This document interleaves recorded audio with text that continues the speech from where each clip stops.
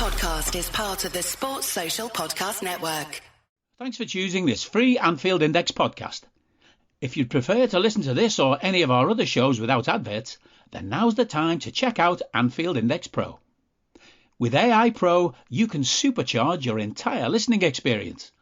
You'll not only get all of our podcasts without the ads, but you'll have them far faster with our Quick Publish feature available exclusively for subscribers. AI Pro also puts you in the heart of our sound studio, with an option to listen to many of our shows live and interact with the podcasters in real time as the shows are recording. Upgrading couldn't be easier. AI Pro is available on all popular podcast platforms, and we have our own apps for Apple and Android. Just head on over to AnfieldIndexPro.com and get started today. Hello everyone, and welcome back to Rival Recon here on Anfield Index Pro. I'm Harry Sethi. With the international break having drawn to a close, with the number of Reds having starred for their countries over the past 2 weeks, our attention now turns back to the Premier League as Klopp's side head to the Etihad to take on league leaders Manchester City this Saturday, once again in the early kickoff, much to the frustration of both managers. With the Reds having left the international break following an impressive 3-0 win over Brentford at Anfield that left them just 1 point shy of City at the top of the league, Liverpool fans everywhere will be hoping their side can put in a strong showing this weekend to establish themselves further as title challengers this season and to erase the memories of last season's poor showing up in Manchester. Joining me on the pod this week to share his insight into what ended up being a historic season for City last time round and what is expecting/made of Pep's side this season, I'm delighted to welcome back content editor for One Football and a regular of the Blue Moon podcast, Dan Burke. Welcome back, Dan. Good to speak with you again. Hi, Harry. Always a pleasure to be here. Yeah. Always starts off nice and friendly on this Man City Liverpool discussion that we end up having, and it's really appreciate you coming on, and it's interesting to get obviously more insight into this project that just goes from strength to strength to strength, obviously in terms of sort of the success that we've seen. And before we get into this season and how things are unfolded, I remember I was speaking ahead of both games last season, and it sort of felt slightly strange because I think we were no doubting of the strength of this Man City side, but I think you'd perhaps talked a little bit about how it didn't necessarily remind you of sort of the greatest incarnation of Man City that you'd seen under sort of a variety of managers over the past few years. In the end, it probably will be remembered as one of the greatest Man City sides, given sort of the way in which the season ended, in terms of obviously winning the Premier League, winning the FA Cup, quarterfinals, the EFL, obviously lost out on the Community Shield. I'm sure everybody was gutted by that at the end of the season, and Champions League finally getting over that hurdle in Europe and winning the big one, Fraudiola no more, etc. online. And I think during that period as well, I think was it in all competitions, Erling Haaland happened to score 52 goals, I think. That's right, yeah.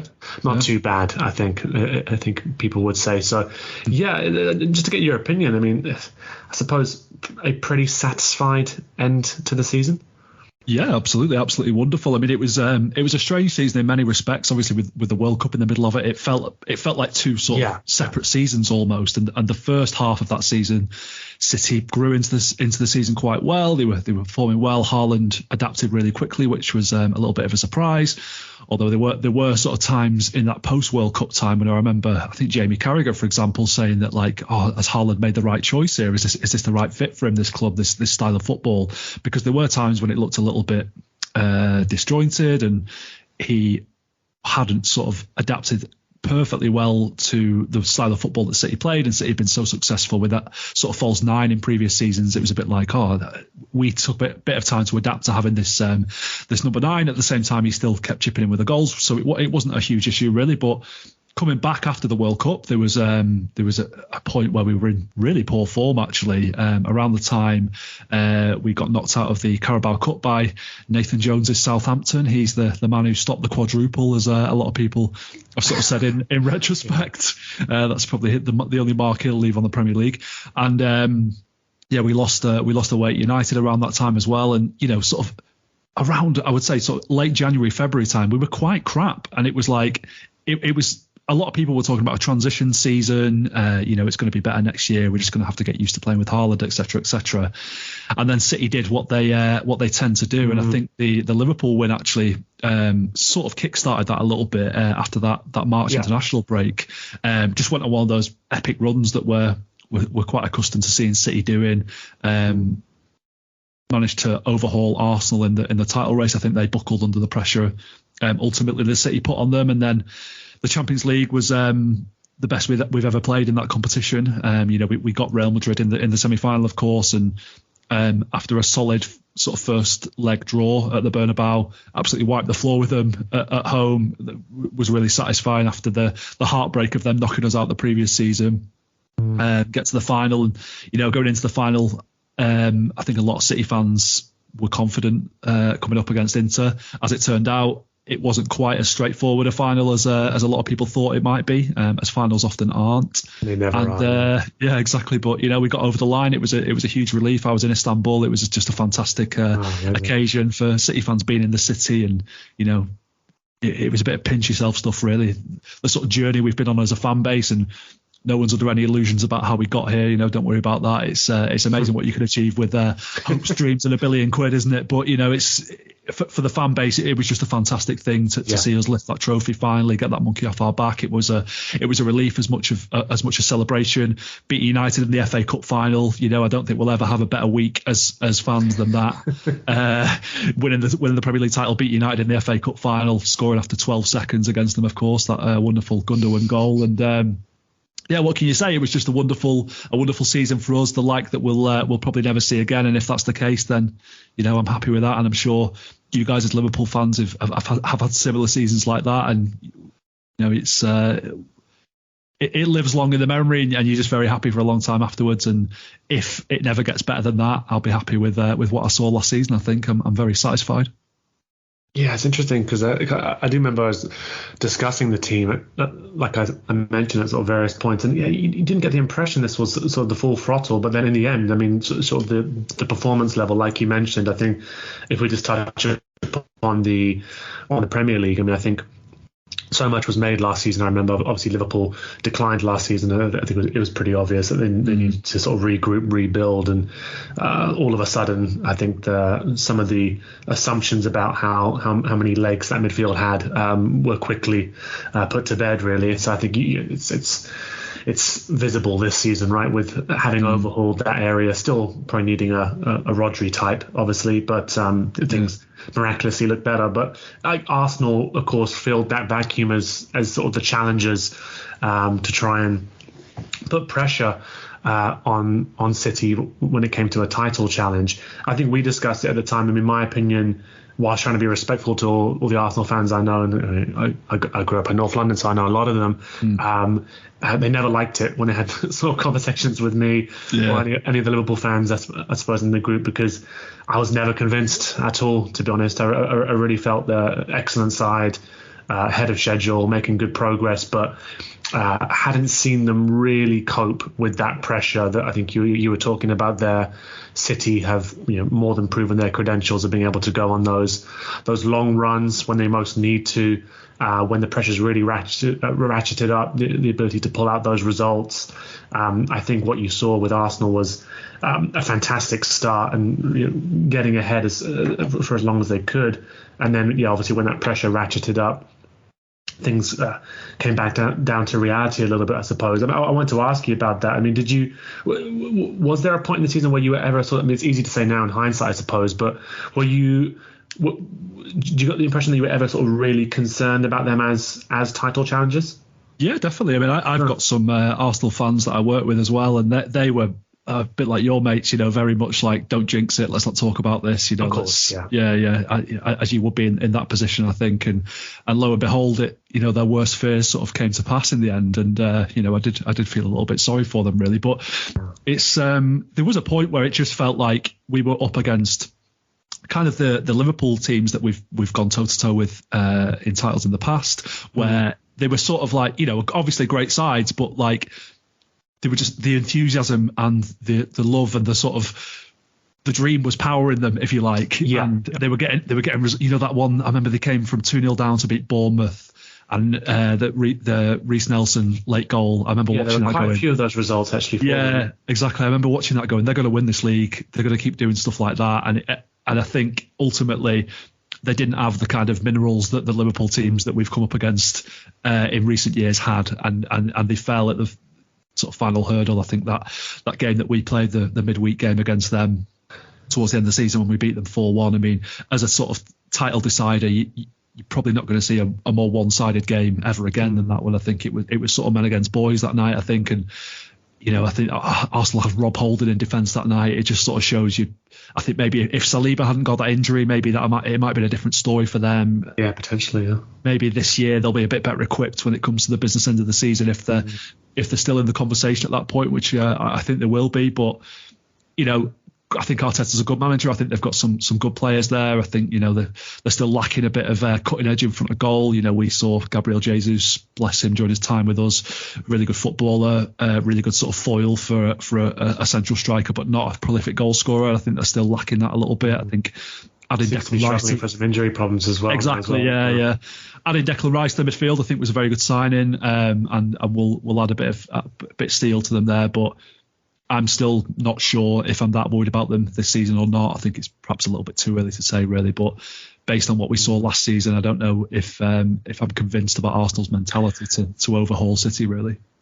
Yeah, I mean, this is obviously going to go out to a predominantly Liverpool supporting audience, so I'm sure people will agree with me or whatever. But I don't mean to be disrespectful to them at all. And if I had seen it and actually sensed it, I mean, I know what you mean about those late wins, the spirit amongst the side. There's a real sort of camaraderie around that you can sort of, that everyone's developing alongside each other, and that side of it made me think, okay, maybe they're just going to get this lead and it's going to be insurmountable and things go their way. But I needed to see, like you mentioned there, that ability to, I mean, it's crazy that it's necessary now, but 14, 15, 16 games in a row where you just win and you grind out the results at the point in the season when you know there is zero room for a mistake. I think that's something so far we've only seen from City, certainly, and Liverpool during that patch over the past few seasons. So yeah, remain to be convinced, but I think they've definitely improved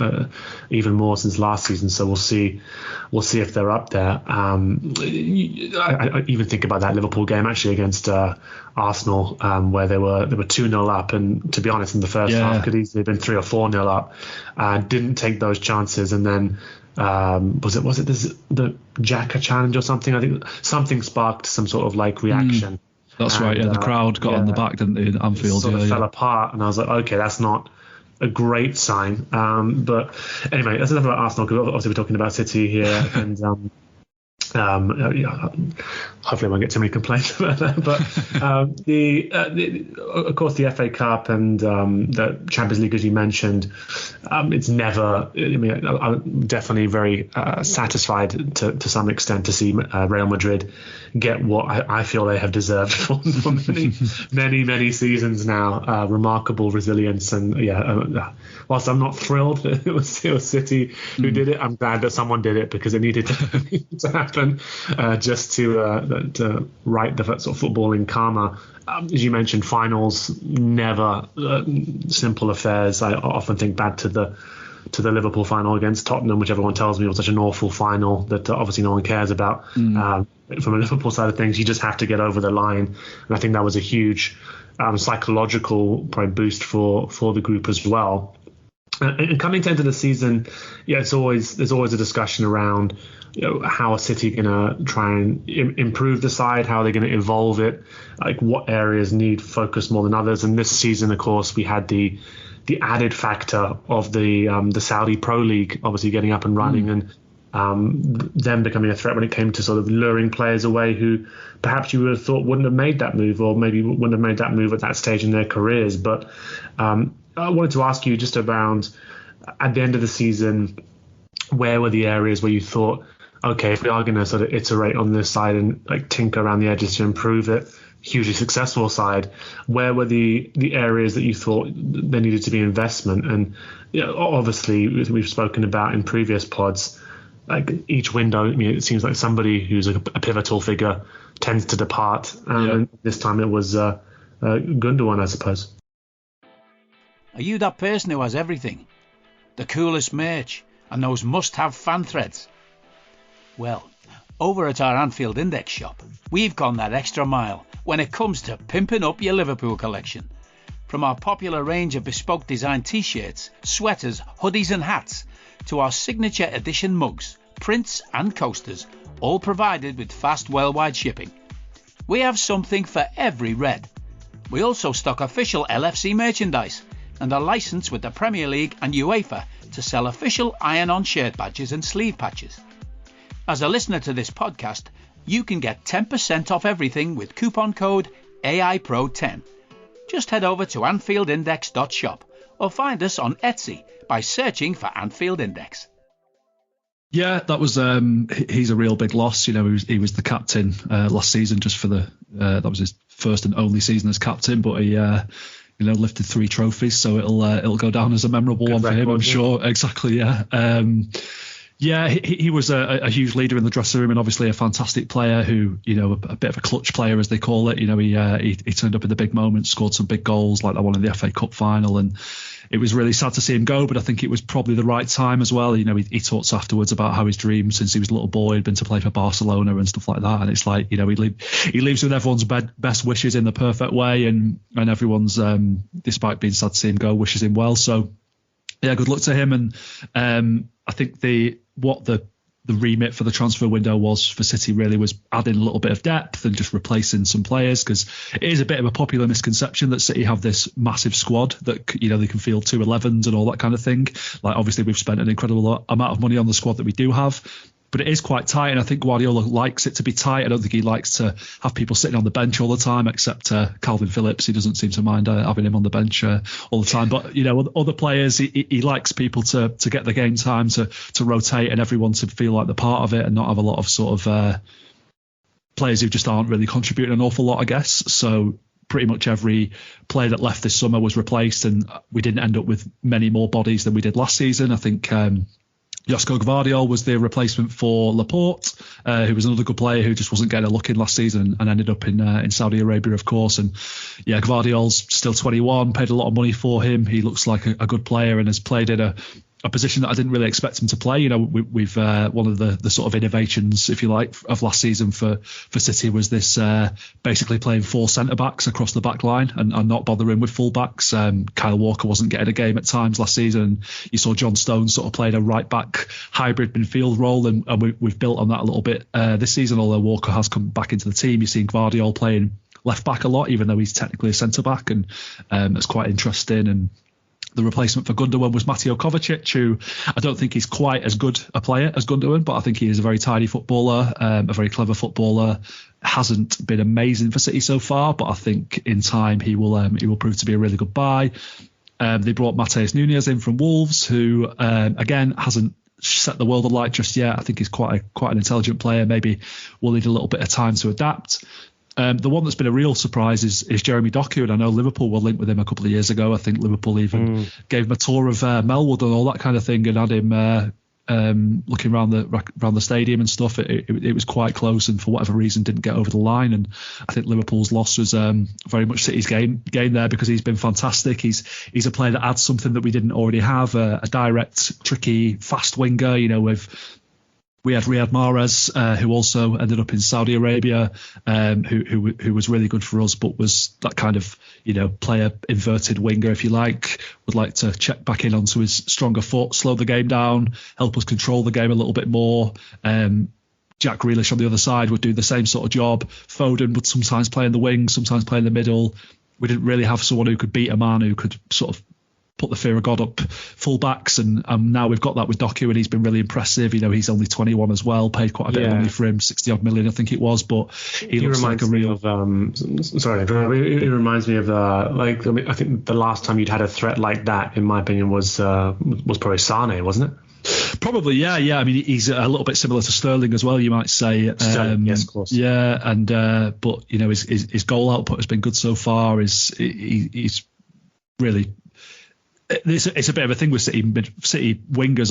Often it takes a season, maybe a season and a half for them to sort of adapt and bed in a little bit. We saw that with Jack Grealish. This time last year, there were still big question marks about Jack Grealish, and people were saying, is he ever going to sort of understand his role? Have we ruined him? Have we taken the spark out of him that he had at Aston Villa? And I think in the second half of the season in particular, he really did sort of start to understand his role, and still isn't contributing as many goals and assists as we would like and he would like. But his role in the team is really important. But yeah, it's nice to have the option of someone who can hold on to the ball like he does, keep play ticking over, and someone like Doku who you can just kind of throw in, a bit of a wild card.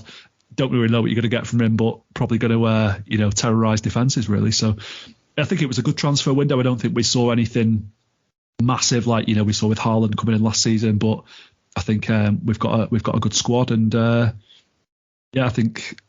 One of the big things as well was keeping hold of Bernardo Silva. How nobody has come in for that guy in the past couple of years, I do not know, because I think he's available every summer at a pretty reasonable price. He's made no secret of his desire to leave Manchester and live somewhere where the weather's a bit nicer, and who can blame him really? And yet Barcelona, for whatever reason, haven't put the money where the mouth is. Real Madrid as well. Maybe next summer will be the one at the time that we finally say goodbye to him, and he'll be a really sad loss, but the longer he stays at City, the better, because he's fantastic. Yeah, no, furious that he's still there. I mean, every single summer, he teases people with leaving the league, I completely agree. I think he's been a huge player for City, and perhaps not in the way in which people thought he was going to be when he first arrived, in terms of sort of the work rate that he puts in at times for this side, and sort of now a senior figure that I suppose he's become within the group. So. Yeah, Barca. Yeah, if anyone's listening, I mean, make the offer. Have a word, because I think, as you said, Gundogan, such an influential, transformative, sort of leader for City, I think, and not in a way in which I thought he was going to be. I think when he first arrived and struggled a little bit with injuries, I think he's obviously a wonderful player. The other player I wanted to talk about who did depart was Cole Palmer. Didn't go as far afoot in terms of sort of going to the Saudi Pro League.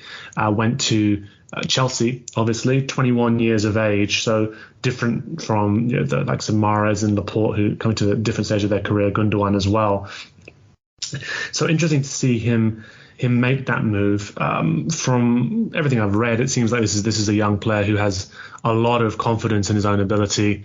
You think you would need to sort of make that move, and it came a little bit out of the blue. I think am I right in thinking that he'd recently signed a new deal with the club, maybe sort of a year? Yeah, I believe so. Yeah. Just wanted your opinion on Cole Palmer. I mean, I won't claim to have seen just how many opportunities he got in terms of getting into the first team, which is obviously a very difficult thing to do for a young player. But were you surprised that move came about in the end, given sort of he was clearly very highly rated? I was, yeah. I mean, I wasn't that surprised that City let him go. I was kind of surprised that Chelsea came in and spent so much money on him. And I think you look at the way he's been performing for them since then, it actually looks like maybe they've got a bit of a steal there, and maybe that's probably one of the best bits of transfer business Chelsea have done recently. But with him, his kind of breakout season, if you like, was the season before last, 2021-22. Played in the FA Cup and League Cup and Champions League a little bit, chipped in with a few goals. And I think last summer everyone expected him to be the next kind of Phil Foden, to kick on really and really sort of cement a place in the first team and get loads of minutes. And it just didn't really happen for whatever reason. I think he's a better suited to playing in the middle, very gifted play with his left foot. He's better suited to either playing in the middle or on the right, cutting onto his left foot. And often when we saw him last season, he would play out left, which you'd think as a left-footed player would suit him well, but he's not the quickest. He's more of a sort of tricky player, diminutive kind of player, and it just didn't really suit him so well. So whenever he played on the left, he didn't really make the impact that he would like. And I think sometimes he seemed a little bit eager to impress as well. He would not pass the ball to his teammates in the way that Pep probably wants his players to. He'd hold on to it a little bit long, go for goal at times where maybe there'd be a better option. He seemed a bit desperate to score at times. And as you can understand with a young player, desperate to kind of make an impression really and make a name for themselves. And this summer comes around, start of this season, he scored in the Community Shield against Arsenal. He scored in the UEFA Super Cup against Sevilla. And with Mahrez leaving, by all accounts, I think Pep said recently that he said to him, look, you're going to play more this season. There's a space for you in the squad. Mahrez has left. And he was like, it's not enough for me. I want to play every week. I want to play week in, week out. I feel like I'm ready to make that step up. Chelsea came in for him, like I say, 45 million, I think it was. It's a lot of money for a player who's not really made the grade in the first team at a Premier League club yet. But if it turns out that he goes on to be the player that he looks like he could be, then as I say, it could be looked back on as a real bargain, that. And it's just one of those situations really where it made sense for City to sell in. They couldn't really say no to that kind of money. It made sense for him to go there. He's so far made a real impact at Chelsea.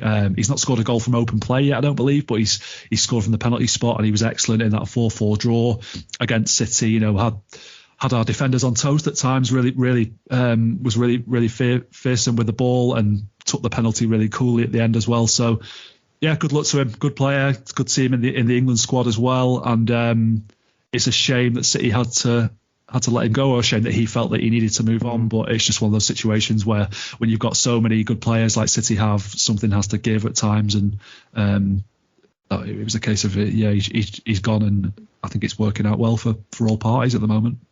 Yeah, it's interesting to see a young player sort of make that leap and have that confidence in themselves to make the impact. I mean, it's still early days, as you say, but I think one thing that's stood out, and it's kind of strange that it's stood out, but I mean, Chelsea have been a bit of a rabble at points this season, and it's often a bit of a chaotic.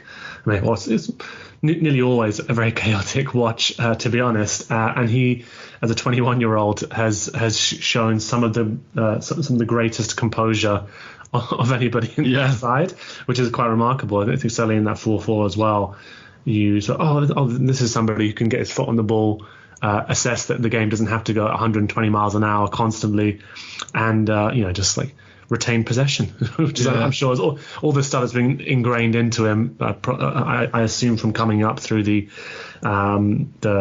City Academy and sort of his influence in the first team. But yeah, it's just been interesting to see.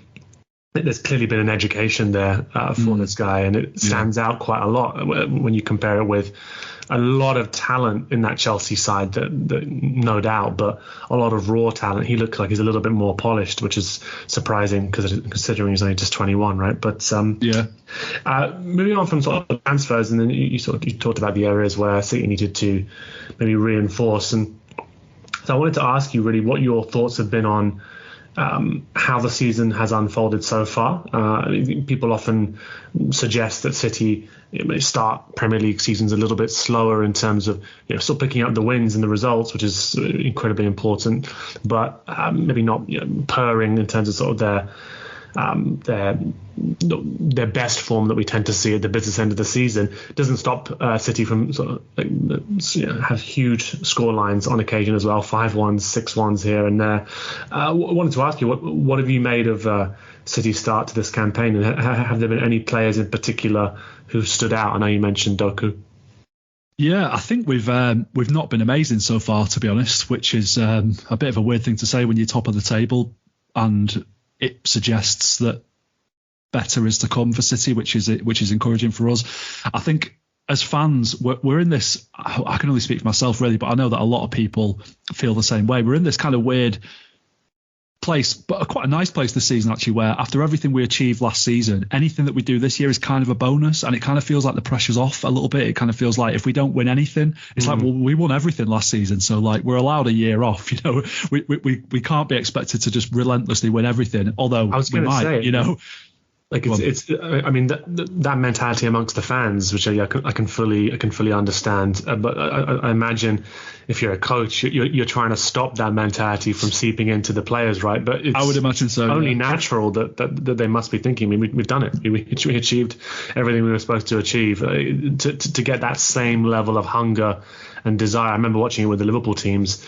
I think probably a little bit down to like not getting the recruitment absolutely right at the right times, but you can see it is sort of hard to get that same level of hunger and desire back up. Yeah. You sort of need to have some losses, some setbacks to then light that fire again. Do you think you've noticed that at all amongst the players? Not really, to be honest. No, I think in terms of the manager and the players, they're still very much, the fire is in their bellies. They want to go and do it all again, and if there has been any kind of drop off this season, it's maybe a little bit of fatigue. But yeah, I think the squad was sort of sufficiently freshened up over the summer that everyone's kind of on the toes and everyone seems to have the enthusiasm. But yeah, for the fans, it's just a little bit of like, we're just kind of enjoying things. That 4-4 draw with Chelsea. You might in previous seasons you squander a lead in the last minute to a silly penalty and end up drawing a game that you should have won. You sort of sparing, but this one it was just a bit like, oh, that was a good afternoon of Barclays. It was good fun. And we're still top of the league, and we've got Liverpool coming up next, so that should be a good game as well. It's that kind of feeling towards things, which is nice to have, because it can be football could be horrible at times when you feel like every point matters and you're really stressing out over stuff, and you often don't enjoy the journey. You just sort of enjoy looking back at it, don't you? And the results where we have dropped points this season, Wolves away was a poor performance, and probably the only one where I think was a real sort of disappointing display. I would say that the Arsenal away defeat we didn't play particularly well, but it was a bit of a war of attrition and should have been a 0-0 draw. I think it was a bit of a lucky deflected goal that they got, quite annoying, but not the end of the world really. And I think we're as fans, especially under Guardiola, we're sort of in this mode now where kind of what happens in the first half of the season doesn't really matter that much, as long as we're in touching distance with the top of the table after Christmas, heading into sort of February, March time. We know that we've got the ability to put a run together and go on and win stuff, and that's kind of the situation after that Chelsea game as well. It's a bit like I say, we're top of the league, we only by a point. Maybe Liverpool beat us after the international break, and then we're chasing Liverpool at that point, but I would still fancy us to give you a good run for your money and stay in touch with you. We've got a Tottenham game coming up as well, which is going to be quite interesting. And I think it's just we're sort of. I'm never really sure where I'm at with the gears metaphor, because I don't really drive, but I think we're in second gear at the moment. And I think if we can sort of get into third, fourth, head into Christmas, hit fifth gear after Christmas, and then trophies may follow. That's kind of where it is at the moment. The performances are kind of 85% there. I would say there's a little bit of way to go in terms of just the intensity and things like that. And the Champions League group stages, I think, always can be a little bit of energy sapping and stuff like that. Playing games every 3 days. Once we get that out of the way, we'll have a little bit more of a clearer league as well. And we've got the Club World Cup coming up in December as well, which will be a bit of a distraction, but a nice thing to be in for the first time as well. I think a lot of fans are looking forward to that. I know a few people who are going over to Riyadh or Jeddah or wherever it is in Saudi Arabia for the game. So, yeah, it's just, like I say, it's just very calm and chilled and enjoyable at the moment. It's one of the most sort of enjoyable periods of supporting City I think I've ever had. Hello, I'm here to annoy you. I'm here to annoy you into listening to more of me and more of others on EPL Index. We don't just have the Anfield Index stuff. We've got EPL Index as well, which covers the entirety of the Premier League. And we have 3 podcasts and a whole bunch of really good writing on EPLindex.com. The podcasts are my own two-footed podcast, which is every day at 4 p.m, Monday through Friday, covering the whole league. We have A Tad Predictable, hosted by Tadiwa. You know Tadiwa, he does Anfield Index. He presents A Tad Predictable before every Premier League match week. And then Kevin De Vries and his crew on the EPL Roundtable, they're every week after the Premier League match week. So make sure you listen to everything we're doing on EPL Index and follow us there on Twitter at EPL Index. Thank you. Bye-bye. Yeah, no, it does sound nice. It does sound very nice. I think, yeah, it's and it does sound familiar actually as well. There have been those phases for Liverpool, and certainly I think you mentioned there, like being able to come away from a 4-4 game like that we saw against Chelsea and not be too fazed by it, not be too bothered, because that muscle memory that we discussed. That sort of lead you to believe, okay, City can win this title. They've proven that before. Liverpool can compete for the title. They've won it once and come close a couple of times as well. They've got there's players still in that squad, right, who have that muscle memory. The coach as well, and just waiting to see which other sides establish that really as well. So, I mean, have there been particular games this season that you'd point to where you can see any noticeable tweaks from Pep in terms of sort of how this team is lining up, how different players are having more of a focal role within the side? I mean, like, have there been any sort of sizable tweaks? I suppose when a side wins everything like that, you get new players in to ensure that the competition's there, but the actual formula, the way in which the side's playing, have there been any noticeable changes there? Nothing massive, no. It's, there's usually sort of a theme to every Guardiola season, it seems to be. And a big part of the success of the second half of last season was the thing I mentioned earlier about having the 4 centre-backs and having John Stones stepping into midfield was absolutely imperative, essential to our form, to our upturn in form in that second half of the season. I mean, John Stones, I don't know what you think about it, but I think he's one of the best players in the world. I think he's very underrated, and I think, any sort of young kids watching, which is a bit of a cliche, I know, but watch his performance in the Champions League final, because he was absolutely unreal that night. I think, for a centre back, the confidence, the calmness, the intelligence that he has on the ball, the technique is just phenomenal. And we've barely been able to call upon him this season. I think he played in the first game of the season, got injured for a bit, came back. Now he's injured again, which is really frustrating for him and for us. And he's really key to City, and getting him back as soon as possible and getting him playing that role is really important, because it helps us control games, which is a big thing that Guardiola it's probably his number one sort of principle of this City team at the moment is control. We want to dominate possession, pass people to death. Win 1-0, that's fine. We're happy with that. If we can win 6-0, even better. But without Stones, we don't quite have that same level of control. And I think the Rodri absence was a big factor in those back-to-back defeats to Wolves and Arsenal. And he's a fundamentally key player to us as well. For me, he's the best defensive midfielder in the world, and was obviously scored the winner in the Champions League final, and has a penchant for scoring big goals like that as well. Yeah, no, I was going to say, so Gundogan departs, but Rodri's sort of established himself as that guy who'll step up in those moments, and I think the influence he has on that City side, I think, only sort of emphasises just, you could see that sort of the sums of money that were being exchanged this summer for teams looking for a number 6, and Liverpool obviously didn't end up getting one, really. I mean, obviously Wataru Endo comes in from the Bundesliga and as a solid professional, but I think in terms of someone in the prime of their career, you saw the money that Caicedo went for and others, and I think it's no surprise to me that when he wasn't there, suddenly the side becomes a little bit more vulnerable to those transitions. And if we were to lose him for a period of time to injury or whatever, we'd be screwed. I think it would be. I did notice he picked up a little bit of a knock, didn't he, before the international break? Apparently so. Have to travel. That's Ferguson's smirking somewhere. We've got a few injuries in inverted commas around this international break, I think. So we'll see how that comes out in the wash. But the Calvin Phillips signing last summer was kind of like, let's bring this guy in who, Calvin Phillips is a very good footballer.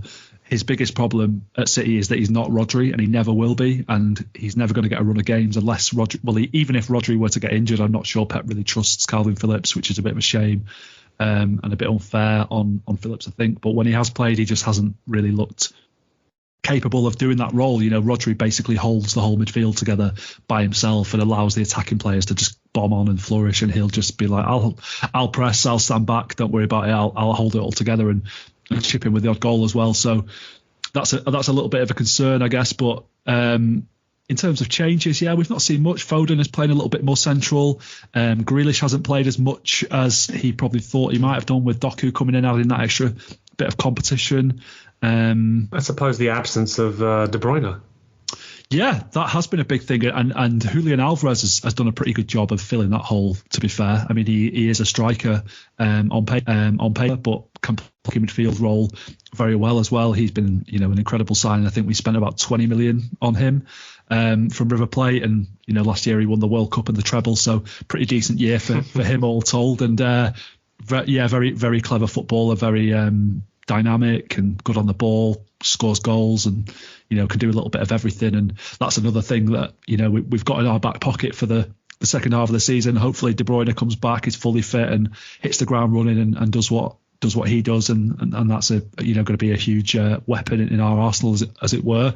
And I think the other slightly surprising thing, I guess, would be Kyle Walker has re-emerged as a really key figure. He's basically the captain, although they haven't really declared an official captain. I think they've just said that he's sort of the captain in De Bruyne's absence at least, but he lost his place a little bit. Second half of last season, got it back towards the end of the season due to injuries, and then was flirting with Bayern Munich all summer. It looked like he was going to go. He eventually stayed and is 33 now and still, really good, really athletic, and has nailed that right back spot down again and plays quite high up on the wing as well. So I think it'll be interesting to see how he does against Liverpool in the next game as well, because that could be a very interesting battle.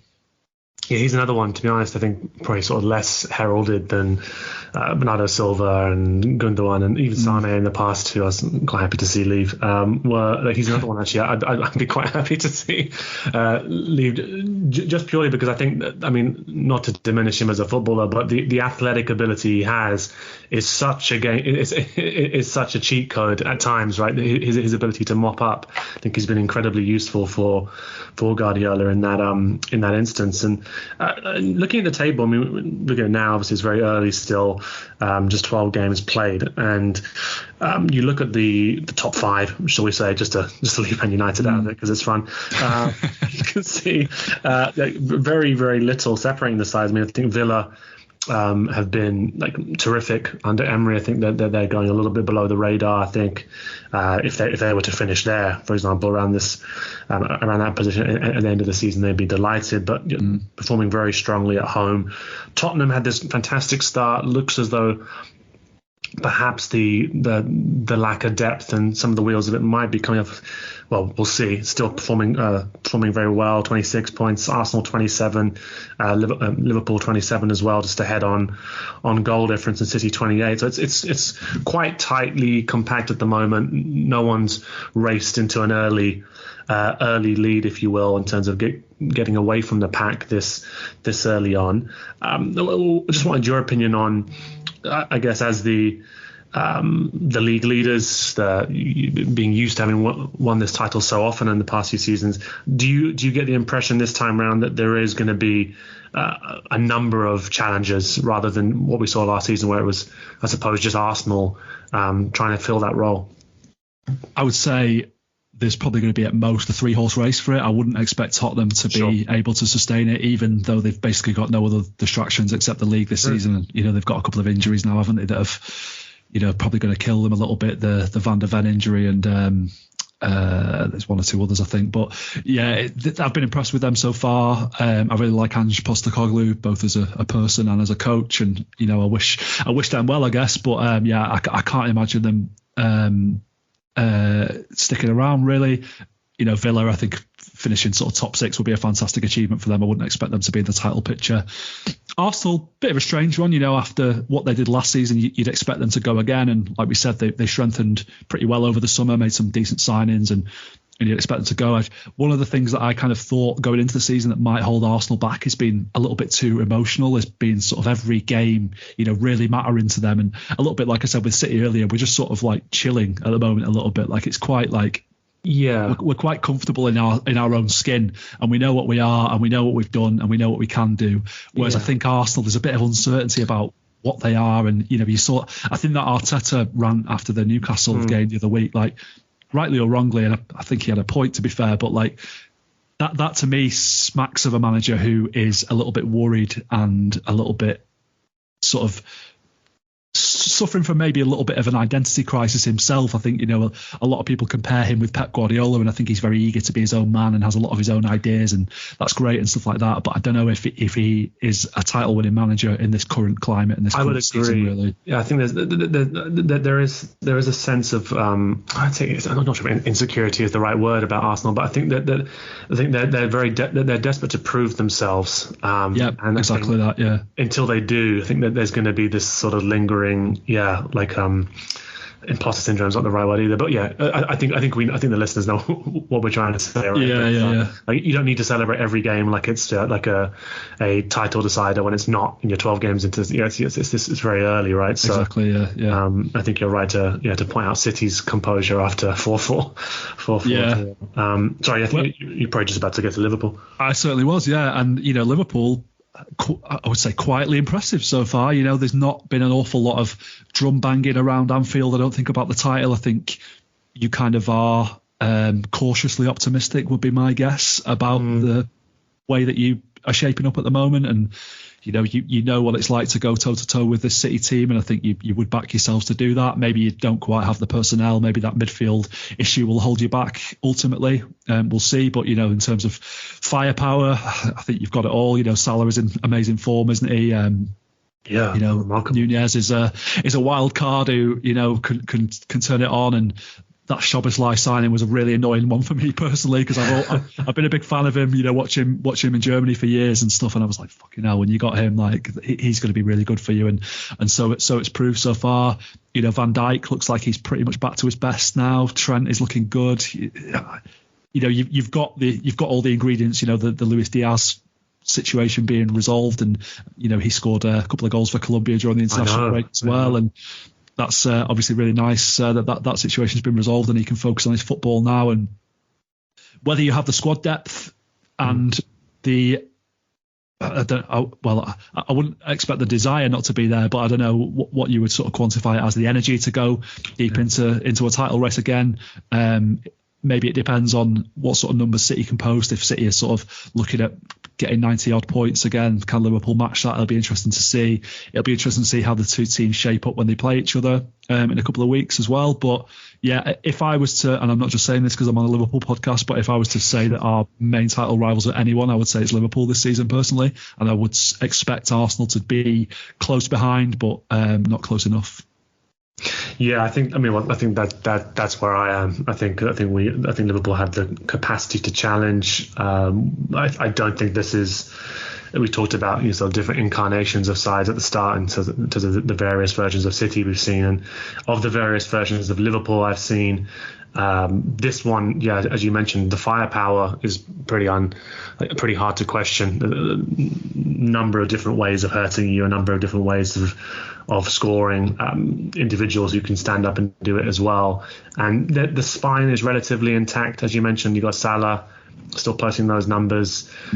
Trent, I think, still adapting to this new role, but not necessarily being as integral anymore, which is great, given Szoboszlai and the others who've come in. And actually, definitely Van Dijk, I think he's pretty close to where he was. And Alisson is the other one for me, who's just, without him, I don't think it would be manageable to... you almost take that as read with Alisson now, though, don't you? It's just it is. Everyone there, is, not in the FIFA top 10 goalkeepers in the world. Yeah, clearly not very good there, not in the Ballon d'Or team, and that's fine. If I'm happy holding on to this underrated Brazilian number one. Because I think he's just been remarkable. I'd give him a lifetime contract if we could. I think we extended it in the summer, but I think my concern is probably, as you said, the depth. I think depth's okay. I just think that there is that role that we talk about with Rodri that's so integral for City, and how influential that number 6, the more defensive-minded player, can be. Liverpool obviously went for that player and were unable to get the right profile they wanted through the door, so ended up, I think, buying a number of pretty flexible number 8s, and at the moment McAllister's doing a job there. Can tell he doesn't really want to be doing a job there. I forgot about him, actually. Yeah, it's another incredible signing, yeah. And he's an excellent footballer, World Cup winner, has a lot of qualities, but I think you can see that natural awareness of how to mop up, how to sense danger, even on the turn, right? It's difficult for him to catch up to some players if he does make a mistake. I think that's probably the missing piece for Liverpool in terms of getting that number 6 in. But yeah, I think the firepower. I think you mentioned actually earlier in the pod. My view is just keep as close as possible to this position for as long as possible, and then there's a few people on that side who've proven they can put a run together if need be. So see what happens. But I do think this is not the strongest Yeah, it's this is not as strong as the title-winning Liverpool side, I think, in terms of just the control. And you mentioned that, how important that is when it comes to winning a title. But yeah, I don't need a VPN. I've got nothing to hide. This is what I used to tell myself before I hooked up with LibertyShield.com. Not only is my home internet now fully encrypted, but I can now access all the websites I want, whenever I want, and do so from absolutely anywhere. As a Liverpool fan, I love to know I can now watch every match, regardless of whether it's on UK TV or not. My Liberty Shield VPN makes sure nothing is blocked and guarantees me super fast streaming speed throughout that match. You can get connected right now with their software package, which includes a 48-hour no-obligation free trial and instant access to their apps for Apple, Android, Fire TV, PC, Mac and Android TV. Or go a step further like I have and get one of their pre-configured VPN routers. These small but powerful devices allow you to easily connect every device in your home to VPN, making it the perfect solution for smart TVs, Mac boxes and games consoles. Visit LibertyShield.com today and use coupon code AIVPN25 to get 25% off at checkout. it does. I remember thinking that about Liverpool in 2021, though. Actually, it's sort of, was it like January time you drew away at Chelsea? Kovacic scored a really good goal, and it was like, oh, that's it for Liverpool. Then they're not gonna come back from that, and you bloody did. So yeah. Yeah, I can't remember. Yeah, it's just I think we were probably better actually the season before. We didn't even win the title. I don't think obviously where we lost by a point. I think that probably the side performed even better. But yeah, and then there's the weird incarnation that obviously fabled quadruple that no one wins because it's too hard to do that. But that was a very interesting side. And there's one player we've not mentioned at all actually who I'd be delighted if we get 15, 20 games out of him this season. But Thiago Alcantara is obviously the invisible man. Not quite as influential as De Bruyne has been for City, but I think if Liverpool were to get him back for an extended period, even if it was let's say the last 20 games of the season, that would be huge, absolutely huge for Liverpool, because he's obviously such a wonderful player. But we'll have to see. I think at the moment it's front loaded, and Virgil and Ali just doing what they can back there. I think Robertson's obviously injured as well, which is a miss. But I suppose this game, early kickoff. I wish it wasn't an early kickoff. I wish it was a bit later on. And we Jurgen's thrilled about that, isn't he? Yeah, I mean, we got 14. We got a lot of them. I'm not sure why we've got so many of them. It does. I mean, I don't have the tinfoil hat on at the best of times, but the numbers are quite interesting. I think there. But yeah, I mean, I think from a spectacle point of view, that's the thing that probably annoys me a little bit, because I think you seeing these early kickoffs can sometimes be not the intense affairs that those late night kickoffs can be, right? Where you see that people have come back, they're fully rested, and there's a lot of South Americans in both sides who are likely to be traveling. So we'll see what happens. But I mean, this game last season, I think there were some fans going to that on the Liverpool side thinking, we can still compete, and Salah does his usual thing where he can score in any game. But I thought that really showed just all the frailties Liverpool had were heavily exposed that day. I think there's a large gap between the sides. This game, I'm expecting it to be different, more competitive. But I mean, what sort of match are you anticipating? Yeah, it's going to be an interesting one. I mean, we weren't good against Chelsea necessarily, defended horribly, which is quite unlike City, because that's usually something you can pretty much rely on. So if we defend like that again, we might even concede even more than 4 goals, which would be a real problem for us against Liverpool. But it was on the counter, wasn't it? It just looked a little bit more vulnerable than usual. Exactly. Yeah. So I would expect us to tighten up a little bit for the game and try not to give too much away. At the same time, with the home team, the impetus is on us to attack, and it's become a bit of a rivalry in recent years, hasn't it? Liverpool v City. So I think the fans are going to be up for it. It's going to be a good atmosphere at the stadium, and there'll be a lot of encouragement to get forward and attack and all that kind of stuff. And it could depend a little bit on how many of these injuries that we've sort of seen over the international break whether people are making miraculous recoveries. I think even the Norway coach said that Erling Haaland has got a bit of a muscular complaint, I think, this midweek. So if he isn't there, then that's obviously a pretty big loss. But actually, not the end of the world, I don't think, really. Haaland, for the goal scoring output that he has, still leaves me a little bit unimpressed sometimes, to be honest, in terms of his overall sort of link-up play and his technique and his touch and stuff like that. He's a great goal scorer, but not a great footballer in my humble opinion. I was going to ask you actually about that, Dan, because I think it's a conversation that I think Liverpool fans have and other fans have at times, and maybe it's just like jealousy or whatever. But I think clearly a fantastic goal scorer. I mean, my impression of him has always been that maybe he's not a Thiago Alcantara when it comes to sort of footballing ability or whatever, but he does his job of putting the ball in the back of the net. But maybe I've just missed it. Maybe I've chosen to miss it. But he still, to me, it seems like a flat track bully in the way of sort of like scores a lot of goals against sides that you would expect City to beat, and scores goals in those big games. But they don't necessarily tend to be the game openers, if you will. Maybe I'm just conveniently forgetting. No, I think that's fair. I think, well, one of the things about Haaland, my theory is that Guardiola didn't really want him that much, or at least he wanted Harry Kane more. The previous summer we had that whole saga with Harry Kane, that much more complete player. Exactly, yeah, the player who can drop deep, link up play other teammates in, and that kind of thing. Haaland's not like that. Haaland is very much a bit of a bit of an old-fashioned number 9 as well, and like I said, someone who is basically there just to score goals and doesn't chip in with an awful lot else a lot of the time, which is great. And he gets loads of chances for us and scored a ridiculous amount of goals last season. Has scored a pretty ridiculous amount of goals already this season, and he misses like open nets at times and stuff like that, and misses some pretty glaring chances. And I think there might be a day coming soon where he starts scoring those chances as well, and he scores about 8 goals in one game. I wouldn't put that past him at all. I'm genuinely not joking about that.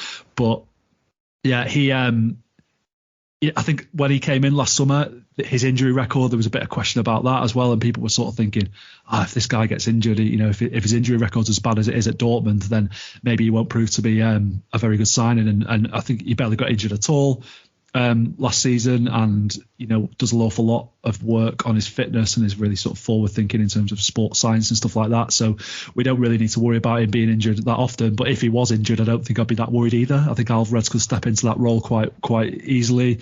I think we could go back to playing with a false 9 quite comfortably as well, and still be a really effective team. So it's not something that keeps me awake at night, really. Haaland being injured is, if we're talking about important players, probably Rodri's way more important than him, I would say.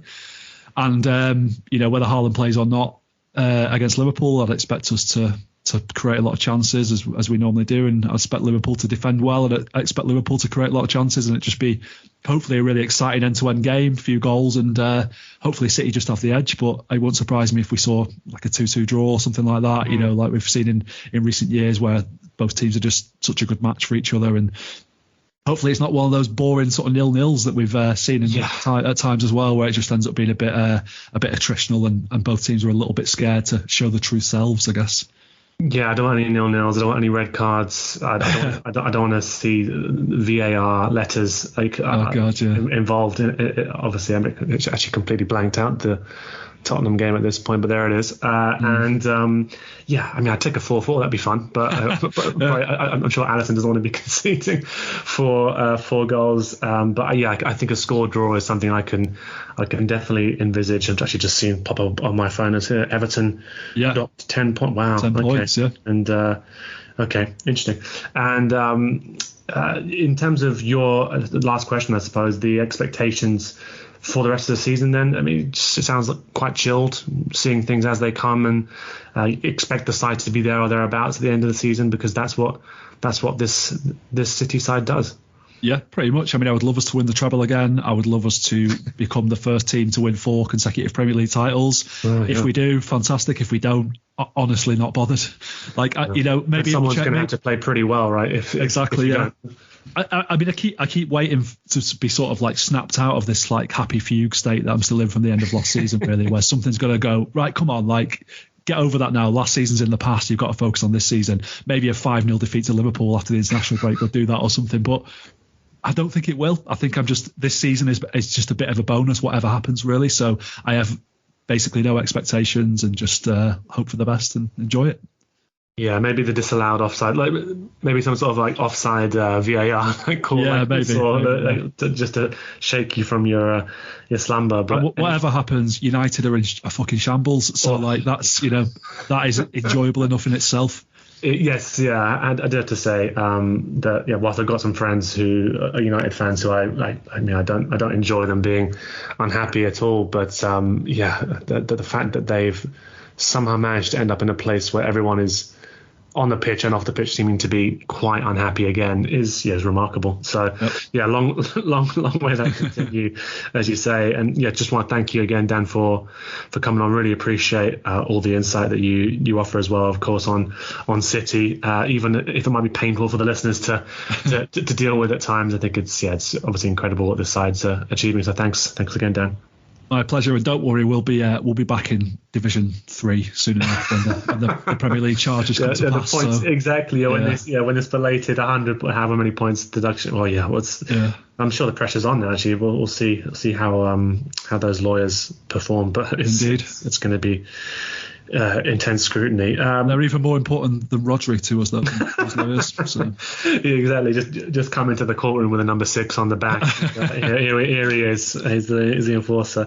To all the listeners who've obviously been enjoying these rival Recon pods so far this season, it's fun to get onto a pod ahead of a City game where we can discuss it from a position where we're challenging once again, and it's hopefully be a competitive game. But there'll be another pod from myself ahead of the Fulham game on December 3rd. So do keep your eyes peeled for that. But between now and then, there'll be a whole number of pods out on Anfield Index Pro. So do tune into those to see sort of how the side's pacing. Have a look at the fatigue index one as well. And we'll see you ahead of the game against Fulham. We hope you enjoyed listening to this Anfield Index show. Please be sure to subscribe to our channel so future podcasts find their way to your device automatically. There's nothing quite like fan engagement, and we'd love to know what you think of anything discussed on this show. The best way to get in touch is over on our free Discord community, where both podcasters and listeners debate the hottest LFC topics 24/7. Sign up free now at AnfieldIndex.com/Discord. You won't regret it. You can also follow us on Twitter at Anfield Index and find us on Facebook by searching for Anfield Index. Oh, and before you go, we'd love it if you could leave us a 5-star review on your favourite podcast app. It only takes a couple of seconds, and it means the world to the people who create these free shows. Sports Social Podcast Network.